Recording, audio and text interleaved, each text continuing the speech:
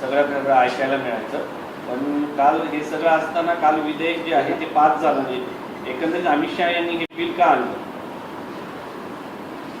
मोदी है तो मुमकिन है ही आता दंतकथा झाली. फार तर आता मोदी है तो नमकीन है, हे नमकीन भाषणं करतात आणि त्यांचीच लोक जीभ चाटत टाळ्या वाजवतात. जे बिल अमित शहानी आणलं ते बहुतेक नरेंद्र मोदींना अपमानित करण्यासाठी आणलं की काय. 2/3 मेजॉरिटी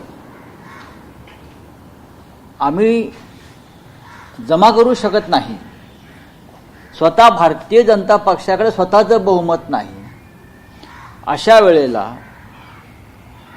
महिला आरक्षणाच्या नावाखाली एक भोंदू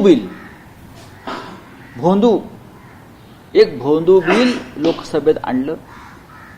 त्यांचा मूळ उद्देश हा महिलांना आरक्षण वगैरे देण्याचा अधिकार, हक्क, भावना वगैरे अशा काही नव्हत्या.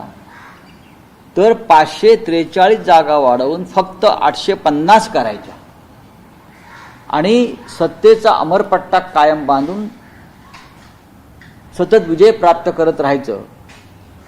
याशिवाय अमित शहा आणि त्यांच्या लोकांचा कोणताही हेतू नव्हता.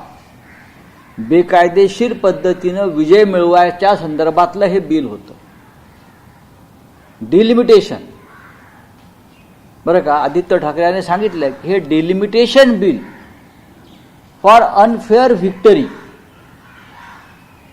Delimitation bill for unfair Victory म्हणजे बेकायदेशीर पद्धतीनं भविष्यात विजय मिळवता यावेत त्या पद्धतीचं डिलिमिटेशन करून 850 जागा वाढवायच्या महिलांच्या नावाखाली.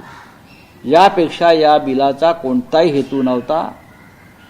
या निमित्तानं देशामध्ये उत्तर विरुद्ध दक्षिण असा संघर्ष पेटवायचा होता.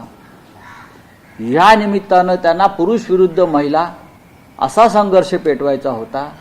या निमित्तानं त्यांना आम्हीच एकमेव महिलांचे तारणहार हा नॅरेटिव्ह सेट करायचा होता.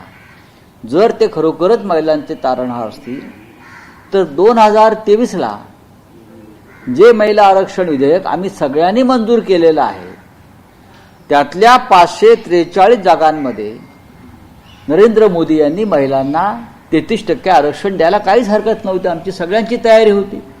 माननीय उद्धव ठाकरे साहेबांनी त्याला पाठिंबा दिला, सगळ्यांनी पाठिंबा